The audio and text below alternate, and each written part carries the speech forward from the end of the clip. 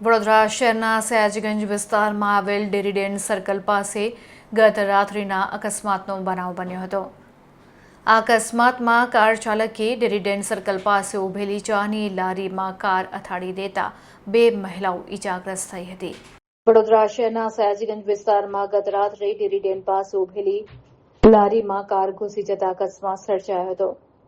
આ અકસ્માતમાં રાત્રિના સમયે ચા પીવા માટે આવેલી બે મહિલાઓને ઈજા પહોંચી હતી। તેમને સારવાર માટે હોસ્પિટલ ખાતે ખસેડવામાં આવી હતી। અકસ્માતના બનાવ સંદર્ભે સયાજીગંજ પોલીસે ઘટના સ્થળે દોડી આવી કાયદેસરની કાર્યવાહી હાથ ધરી હતી અને કાર ચાલક વિરુદ્ધ ગુનો નોંધવાની કાર્યવાહી હાથ ધરી હતી।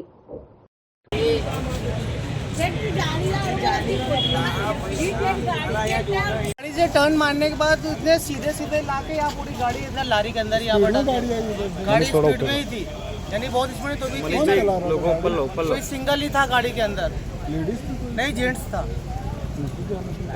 अब वो तो अपने नहीं बोल सकते, तुरंत पुलिस आई और उन्होंने तुरंत आकर लेकर गए उनको। कितने लोगों को चोट लगी? बहुत लोगों को, क्योंकि वहाँ पे एक लड़की थी उसके नीचे दबा के हमारा एक कस्टमर था उसका पूरा सर्वर फट गया, सीने में लगा है, ये सब इतना नुकसान हुआ है।